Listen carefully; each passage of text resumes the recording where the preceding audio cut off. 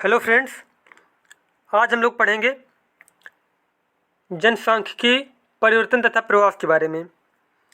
और अगर वीडियो आप लोगों को अच्छा लगे तो चैनल को सब्सक्राइब करें, वीडियो को लाइक करें, कमेंट करें। चलिए देखते हैं हम लोग यहाँ पे। पहला क्वेश्चन हमारा है 2011 की जनगणना के अनुसार जनसंख्या घनत्व की दृष्टि से घटते क्रम में राज्य हैं। तो घटते क्रम में पूछा गया है तो कौन कौन से हैं? बिहार, पश्चिम बंगाल, केरल, उत्तर प्रदेश। अब यहाँ पे अगर पूछ लिया जाए कि सबसे ज़्यादा जनसंख्या घनत्व किस राज्य का है तो बताएंगे हम लोग बिहार का। किसका? बिहार का। उसके बाद है पश्चिम बंगाल, फिर केरल, फिर उत्तर प्रदेश। उसके बाद नेक्स्ट क्वेश्चन है भारत में 2011 की जनगणना के अनुसार वह राज्य जिसमें महिला साक्षरता दर सबसे कम है वह राज्य है राजस्थान।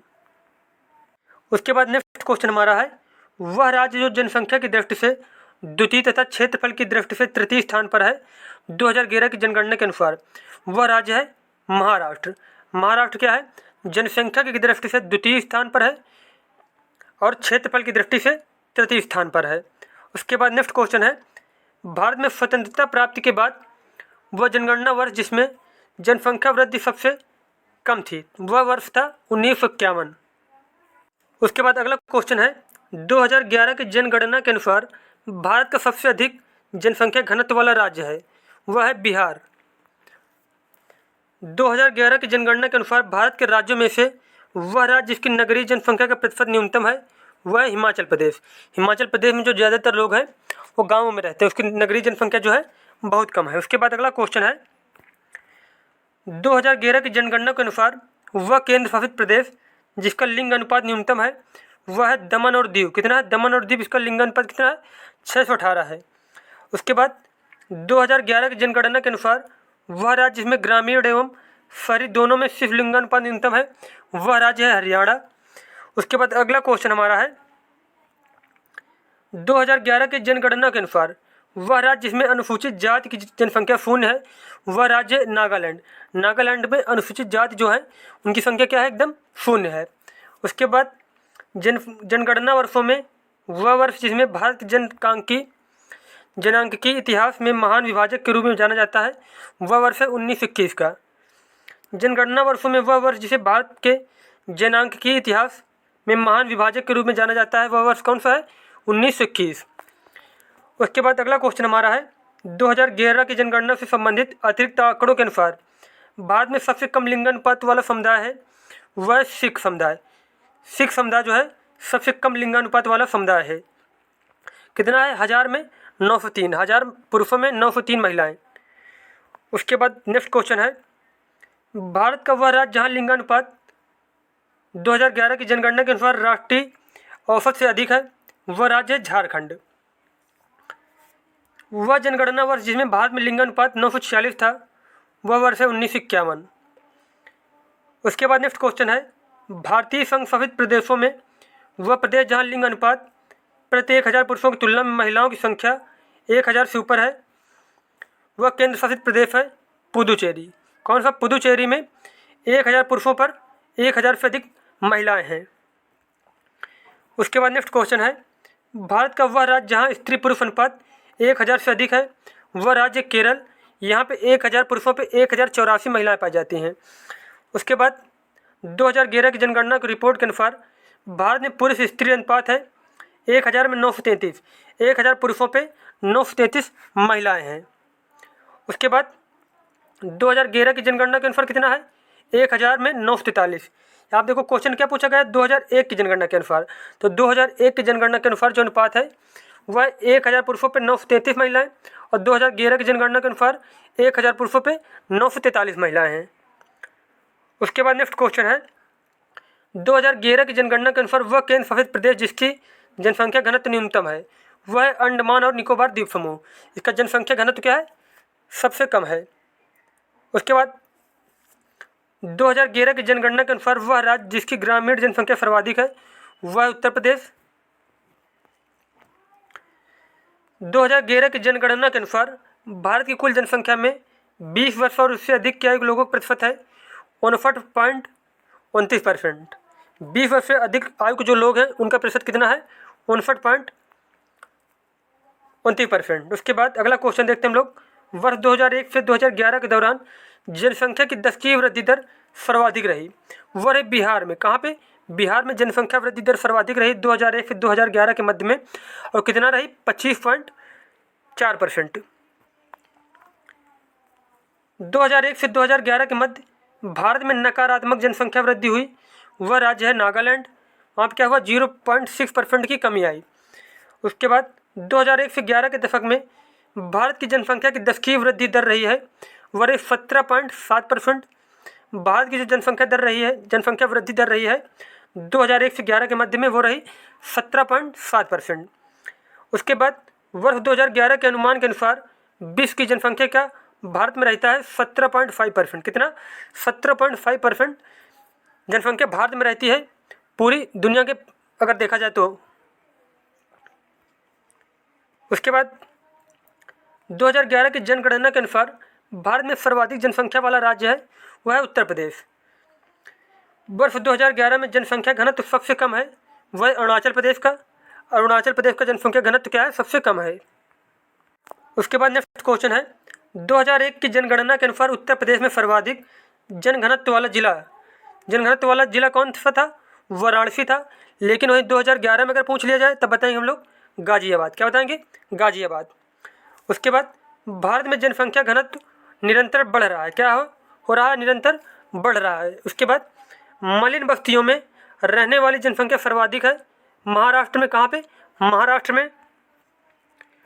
उसके बाद नेक्स्ट क्वेश्चन है, वर्ष 2011 की जनगणना के अनुसार उत्तर प्रदेश की जनसंख्या भारत की जनसंख्या की है 16.16%।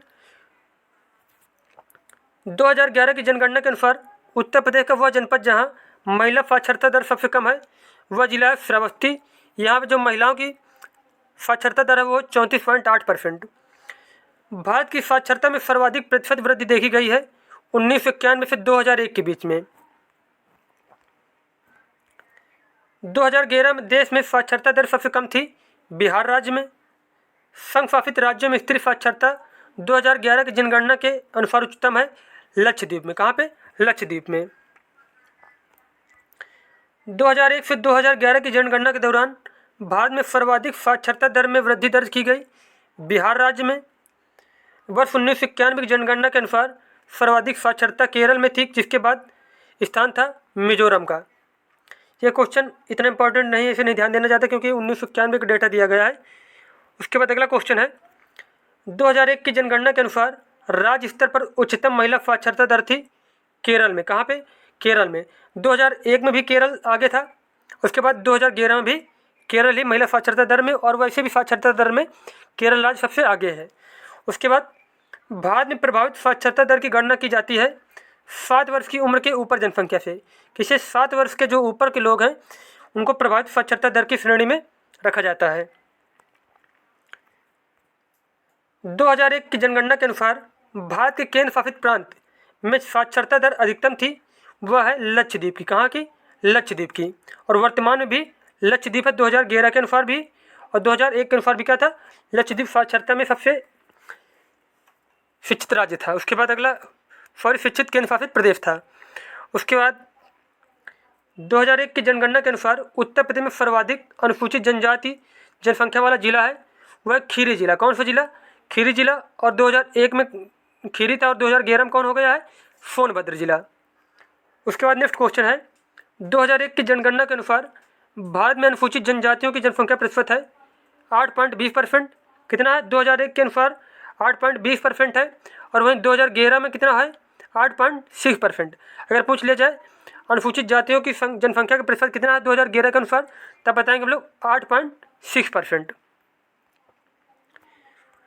उसके बाद अगला है, जनगणना 2011 में अनुसूचित जनजाति के लोगों की संख्या सर्वाधिक अंकित की गई, वह राज्य मध्य प्रदेश। बाद में सर्वाधिक अनुसूचित जाति जनसंख्या वाला प्रदेश है उत्तर प्रदेश। अनुसूचित जाति वाला देखो कौन सा है? अनुसूचित जाति वाला प्रदेश है सबसे ज़्यादा उत्तर प्रदेश। उसके बाद पूछ लिया जाए अनुसूचित जनजाति वाला प्रदेश है मध्य प्रदेश। उसके बाद नेक्स्ट क्वेश्चन है, जनगणना 2011 के अनुसार भारत की सकल प्रजनन दर कितनी है? तो उसका आंसर हो जाएगा 2.4%। उसके बाद जनगणना 2011 के अनुसार वह राज्य जहाँ शिशु मृत्यु दर न्यूनतम थी, वह राज्य केरल। भारत में अंग्रेजों के समय में प्रथम जनगणना हुई लॉर्ड मेयो के कार्यकाल में। जनसंख्या एवं मानवजात के महत्वपूर्ण आंकड़ों के अध्ययन से संबंधित है जनांकिकी। वर्ष 2011 की जनगणना के अनुसार ग्रामीण जनसंख्या का सबसे अधिक अनुपात है हिमाचल प्रदेश में।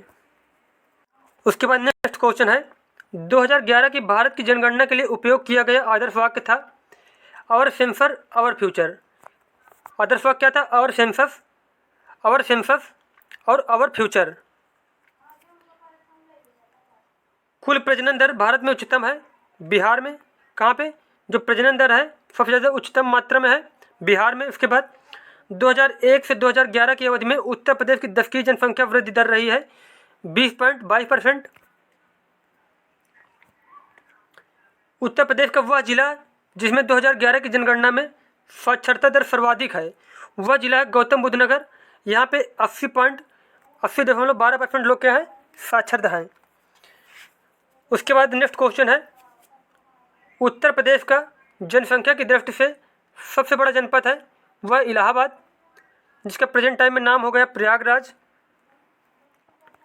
उसके बाद नेक्स्ट क्वेश्चन है भारत में वर्ष 1991 से 2001 में जनसंख्या वृद्धि 51.54% थी और 2001 से 2011 में दशक में यह थी 17.70%। 17.70%। बहुत ही ज़्यादा महत्वपूर्ण क्वेश्चन है। अगर पेपर में पूछ लिया जाए कि 2001 से 2011 के बीच में जो भारत की जनसंख्या वृद्धि का परसेंटेज रहा तो बताएंगे हम लोग 17.70%। उसके बाद नेक्स्ट क्वेश्चन है 2001 से 11 दशक में मध्य 2001 से 2011 दशक के मध्य कुल भारतीय नगरीय जनसंख्या में वृद्धि दर थी कितना? 31.80%। 31.80%। उसके बाद नेक्स्ट क्वेश्चन है 2011 की जनगणना के अनुसार वह राज्य जिसकी नगरीय जनसंख्या का प्रतिशत सर्वाधिक वह राज्य है गोवा। भारत में किसी अधिवास को नगरीय केंद्र परिभाषित करने के लिए स्वीकार नहीं किया गया है भौतिकी विस्तार को। किसको? भौतिकी विस्तार को। नगरीय गलियारे संबंधित हैं नगरीय परिवहन संकटों से। भारत में मध्यम नगरीकरण की अवस्था से विशेषित काल है 1961 से 2001 का काल। मध्यम नगरीकरण की अवस्था से विशेषित काल कौन सा है? 1961 से 2001 के बीच का काल। उसके बाद नगरीकरण की दृष्टि से भारत है एक मध्यम निम्न नगरीकृत देश। कैसा है? एक मध्यम निम्न नगरीकृत देश है भारत। उसके बाद रेडफील्ड तथा सिंगर के विचार में प्राथमिक नगरीकरण की प्रक्रिया को विशेषीकृत किया जाता है लोक परंपरा के विकास से। किससे? लोक परंपरा के विकास से। भारत का वह राज्य जहां नगरीय घनत्व सर्वाधिक है वह राज्य पश्चिम बंगाल। 2011 की जनगणना के अनुसार भारत की कुल जनसंख्या में नगरीय जनसंख्या का प्रतिशत है 31.2%। 2001 की जनगणना के अनुसार भारत की नगरीय जनसंख्या का सही प्रतिशत है 27.8% और वहीं 2011 में अगर पूछा जाए तो बताएंगे हम लोग 31.2%। नगरीय जनसंख्या का सही परसेंट कितना है? 2001 के अनुसार पूछेगा तो 27.8% और 2011 के अनुसार तो बताएंगे 31.2%। उसके बाद नेक्स्ट क्वेश्चन है 2001 की जनगणना के अनुसार भारत के प्रथम वर्ग के नगरों का योगदान कुल नगरीय जनसंख्या में है 56.50%। कितना? 56.50% और 2011 में भी यही डेटा सेम था। जनगणना दशक के अंतर्गत भारत में नगरीय जनसंख्या की 10 की वृद्धि सर्वाधिक रही वह रही 1971 से 1981 में। नगरीय जनसंख्या की जो सर्वाधिक वृद्धि दर रही वो रही 1971 से 1981 के बीच में। उसके बाद नेक्स्ट क्वेश्चन है सन 2011 की जनगणना के अनुसार भारत के राज्यों में सकल जनसंख्या के सापेक्ष नगरीय जनसंख्या का प्रतिशत सबसे कम है वह राज्य है हिमाचल प्रदेश। कौन सा राज्य है? हिमाचल प्रदेश। 2011 की जनगणना के अनुसार भारत में जनगणना नगरों की कुल संख्या है भारत में जनगणना नगरों की कुल संख्या है 3891। कितनी? 3891 में। 2011 जनगणना के अनुसार भारत में नगरीय जनसंख्या का प्रतिशत सर्वाधिक है गोवा में। कहाँ पे? गोवा में। और अगला क्वेश्चन हमारा है 2001 की जनगणना रिपोर्ट के अनुसार भारत में ग्रामीण जनसंख्या का प्रतिशत है 72.2%। अगर पूछ लिया जाए 2001 के अनुसार तब बताएंगे हम लोग 72.2% और वहीं 2011 में ग्रामीण जनसंख्या का जो परसेंटेज है वह है 68.8%। कितना है? 68.8%। वर्ष 2011 की जनगणना के अनुसार ग्रामीण जनसंख्या का सबसे अधिक अनुपात है हिमाचल प्रदेश में। कहाँ पे? हिमाचल प्रदेश में सबसे ज़्यादा ग्रामीण जनसंख्या पाई जाती है। देश की 1/4 से अधिक नगरीय जनसंख्या जिन दो राज्यों में पाई जाती है वह है महाराष्ट्र और उत्तर प्रदेश। भारत की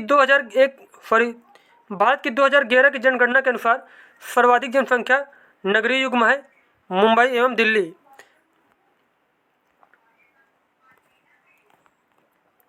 2011 जनगणना के अनुसार भारत में 10 लाखी नगरों की संख्या है 53। कितने? 53 जो है नगर जो है जिनमें से जनसंख्या जो पाई जाती है भारत 10 लाख से अधिक। उसके बाद नेक्स्ट क्वेश्चन है 2001 की जनगणना के अनुसार 10 लाख नगरों की सर्वाधिक जनसंख्या है उत्तर प्रदेश में। कहाँ पे? उत्तर प्रदेश में सबसे ज़्यादा ऐसे नगर हैं जिनकी जनसंख्या 10 लाख या फिर उससे अधिक पाई जाती है। जनगणना 2011 के अनुसार उत्तर प्रदेश में 10 लाखी मिलियनरी नगरों की संख्या है 7। कितने नगर हैं? 7 नगर। वह भारतीय राज्य जिसमें 10 लाख आबादी वाला नगर नहीं है वह राज्य है उड़ीसा। उड़ीसा में एक भी नगर नहीं है जिसमें से उसकी जनसंख्या कितनी हो? 10 लाख हो। भारत का सबसे छोटा 10 लाखी नगर है राजकोट। और पूरे देश में यहाँ देखो ये क्वेश्चन क्या है, थोड़ा मिस्टेक वाइज क्वेश्चन दिया गया है। भारत का सबसे छोटा 10 लाखी नगर कौन सा है? राजकोट दिया गया है और यहाँ पे पूरे देश में कोटा दिया गया है। तो इसको क्या करते हैं, इसको आप लोग छोड़ दीजिए, इसको बाद में हम ये वाला क्वेश्चन अभी डिस्कस करेंगे।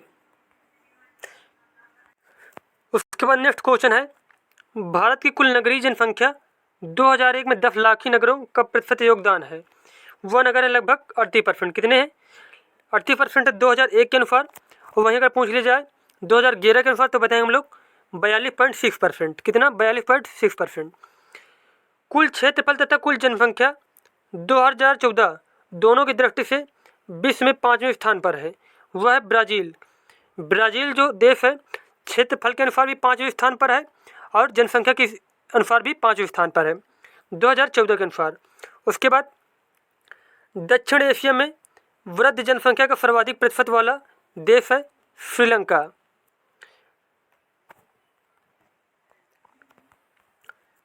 अफ्रीका का सर्वाधिक जनसंख्या वाला देश है नाइजीरिया।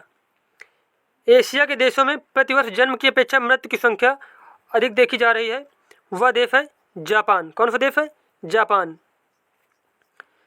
उसके बाद नेक्स्ट क्वेश्चन हमारा है जन्म के समय जीवन प्रत्याशा वर्षों में सर्वाधिक है जापान में। कहाँ पे? जापान में।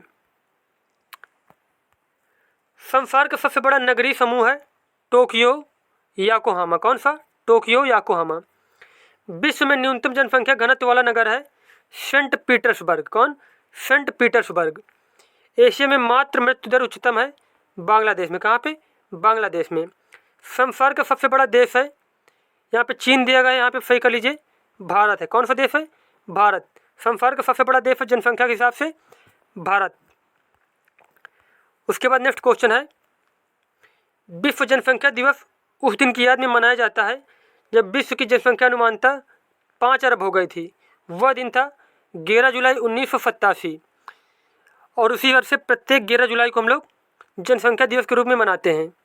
उसके बाद धर्म के आधार पर विश्व की जनसंख्या का अवरोही क्रम है ईसाई, मुस्लिम, हिंदू, बौद्ध।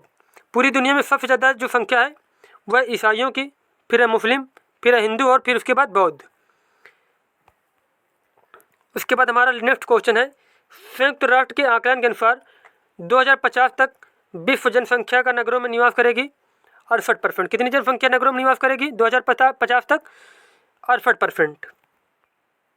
अगला क्वेश्चन है विश्व की नगरीय जनसंख्या उसकी ग्रामीण जनसंख्या से बढ़ गई है वर्ष 2009 में। कब? 2009 में। विश्व स्वास्थ्य संगठन के अनुसार एक नगर के लिए सुरक्षित ध्वनि प्रदूषण स्तर कितना? 45 डेसिबल। आज कुल जनसंख्या में प्रवासी लोगों का प्रतिशत अधिकतम है वह गुयाना में। कहाँ पे? गुयाना में। संसार में सर्वाधिक नगरीकृत देश है सिंगापुर। विश्व जनसंख्या दिवस मनाया जाता है 11 जुलाई को। जनसंख्या के पिरामिड में वह समूह जो आश्रित आबादी के रूप में जाना जाता है वह 0 से 14 वर्ष का आयु समूह, 0 से जो 14 वर्ष का आयु समूह होता है उसे जनसंख्या के पिरामिड के रूप में हम लोग जानते हैं। वह देश जिसने सरकारी तौर पर परिवार नियोजन कार्यक्रम को सर्वप्रथम अपनाया था वह था भारत। पश्चिम एशिया का सर्वाधिक नागरिक देश है कतर। भारत में सर्वाधिक नगर जिनमें मलिन बस्तियां प्रतिवेदित पाए जाते हैं वह है महाराष्ट्र। भारत के बीमारू राज्यों में सबसे घनी आबादी वाला राज्य है बिहार। उसके बाद दक्षिण एशिया का सबसे घना बसा देश है बांग्लादेश। देश का वह प्रदेश जहाँ सबसे अधिक जिले हैं उत्तर प्रदेश। संयुक्त राष्ट्र संघ के जनसंख्या विभाग के अनुसार न्यूनतम प्रजनन दर पाई जाती है इटली में। भारत में आर्थिक सर्वेक्षण प्रकाशित किया जाता है वित्त मंत्रालय द्वारा। पूर्वी एशिया में सर्वाधिक घनी आबादी वाला देश है सिंगापुर। अनुषंगी नगर सैटेलाइट टाउन है गाजियाबाद। खासी एवं गारो भाषा बोलने वाले जनसंख्या पाई जाती है मेघालय में। 1990 से 2000 के दौरान जनसंख्या वृद्धि न्यूनतम रही यूरोप की। जनसंख्या वृद्धि के स्वरूप को एक दीर्घ कालावधि के घटित क्रमिक परिवर्तन को कहते हैं जनांकीय संक्रमण। क्या कहते हैं? जनांकीय संक्रमण। जनसंख्या वृद्धि के स्वरूप को एक दीर्घ कालावधि में घटित क्रमिक परिवर्तन को कहते हैं जनांकीय संक्रमण। उसके बाद नेक्स्ट क्वेश्चन है, भारत में परिवार नियोजन कार्यक्रम प्रारंभ किया गया 1952 ईस्वी में। भारत में प्रथम नियमित जनगणना की गई 1881 में। भारतीय नियोजन के इतिहास में एक दशक जो रोजगार विहीन वृद्धि का दशक कहलाने योग्य है 2005 से 15। स्थायी जनसंख्या संरचना के लिए एक प्रक्रिया है स्थिर जन्म दर और मृत्यु दर। स्थायी जनसंख्या संरचना के लिए एक प्रक्रिया कौन सी होती है? स्थिर जन्म दर और मृत्यु दर। वह राज्य जिसने मृत्यु गणना की शुरुआत की है वह राज्य कर्नाटका। आप देखो कुछ पॉइंट दिए गए हैं। भारत के प्रमुख दर्रे, भारत के प्रमुख दर्रे कौन से दर्रा कहाँ पे स्थित है वो हम लोग देखते हैं। जैसे कि काराकोरम दर्रा कहाँ पे? लद्दाख में है। जोजिला दर्रा लद्दाख में है। पीर पंजाल दर्रा जम्मू कश्मीर में है। बनिहाल दर्रा जम्मू कश्मीर में है। बुर्जिला दर्रा जम्मू कश्मीर में है। और उसके बाद शिपकिला दर्रा हिमाचल प्रदेश में है। और यहाँ देखो एक क्वेश्चन सही कर लीजिए। यहाँ पे तो दिया गया जोजिला दर्रा, जोजिला लद्दाख में नहीं है, ये कहाँ पे है? ये भी जम्मू कश्मीर में। कहाँ पे है? जम्मू कश्मीर में है। उसके बाद काराकोरम दर्रा ये सही दिया गया है, लद्दाख में है। उसके बाद फिर से देख लो एक बार, पीर पंजाल दर्रा जो है जम्मू कश्मीर में है। बनिहाल दर्रा जम्मू कश्मीर में है। बुर्जिला दर्रा जम्मू कश्मीर में है। उसके बाद शिपकिला दर्रा कहाँ पे है? हिमाचल प्रदेश में है। उसके बाद रोहतांग दर्रा हिमाचल प्रदेश में है। बारालाचा हिमाचल प्रदेश में है। लिपुलेख दर्रा उत्तराखंड में है। माना दर्रा उत्तराखंड। नीति दर्रा भी उत्तराखंड में है। उसके बाद नाथुला दर्रा सिक्किम में है। और जेलेपला दर्रा ये भी कहाँ पे? ये भी सिक्किम में है। उसके बाद अगला है बोमडिला दर्रा। बोमडिला दर्रा कहाँ पे? अरुणाचल प्रदेश में। यांग्याप दर्रा कहाँ पे? अरुणाचल प्रदेश में है। दिफू दर्रा अरुणाचल प्रदेश में। और तुजू दर्रा कहाँ पे? ये मणिपुर में है। उसके बाद देखो यहाँ पे दिया गया है हिमालय का प्रादेशिक विभाजन। अब हिमालय का प्रादेशिक विभाजन जो है देखो, पंजाब हिमालय, इसकी लंबाई कितनी? 560 किलोमीटर है। और यह सिंधु और सतलज नदी के बीच में, किसके बीच में? सिंधु और सतलज नदी के बीच में स्थित है यह पंजाब हिमालय। और उसकी लंबाई है 560 किलोमीटर। उसके बाद कुमायूं हिमालय, इसकी लंबाई है 320 किलोमीटर। यह सतलज और काली नदियों के बीच में स्थित है। नेपाल हिमालय, इसकी लंबाई है 800 किलोमीटर और एक काली और तीस्ता नदियों के मध्य स्थित है। उसके बाद है असम हिमालय। असम हिमालय की लंबाई कितनी? 750 किलोमीटर। यह तीस्ता और दिहांग नदियों के बीच में स्थित है। और इसके बाद नेक्स्ट पॉइंट हमारा है प्रमुख जल अंतराल। ये भी क्वेश्चन बहुत ज़्यादा इंपॉर्टेंट है, इससे भी क्वेश्चन काफ़ी पूछे जाते हैं। प्रमुख जल अंतराल से काफ़ी क्वेश्चन पूछे जाते हैं पेपर में। और देखो यहाँ पे 8 डिग्री चैनल, 8 डिग्री चैनल है मालदीव और मिनिकॉय के बीच में। 9 डिग्री चैनल है कावरत्ती और मिनिकॉय के बीच में। 10 डिग्री चैनल है छोटा अंडमान और निकोबार के बीच में। ग्रैंड चैनल है सुमात्रा इंडोनेशिया और निकोबार के बीच में। पाक स्टेट है तमिलनाडु और श्रीलंका के बीच में। दक्कन पास है दक्षिण अंडमान और लघु अंडमान के बीच में। कोको स्ट्रेट है कोको द्वीप म्यांमार और उत्तरी अंडमान के मध्य। उसके बाद मन्नार की खाड़ी है दक्षिण पूर्व तमिलनाडु और श्रीलंका के मध्य। उसके बाद है लक्षद्वीप सागर, लक्षद्वीप सागर लक्षद्वीप व मालाबार तट के मध्य। उसके बाद एक मोस्ट इम्पॉर्टेंट पॉइंट यहाँ पे है, सेतु समुद्रम परियोजना मन्नार की खाड़ी को पाक की खाड़ी से जोड़ती है। बहुत ज़्यादा महत्वपूर्ण पॉइंट है, पेपर में पूछ लिया जाए कि मन्नार की खाड़ी को पाक की खाड़ी से कौन सी परियोजना जोड़ती है, तो बताएंगे हम लोग सेतु समुद्रम परियोजना। और इस चैप्टर के हमारे सारे क्वेश्चन कंप्लीट हो चुके हैं और इस सारी जो जियोग्राफी थी वो कंप्लीट हो चुकी है। मिलते हैं नेक्स्ट वीडियो में। धन्यवाद।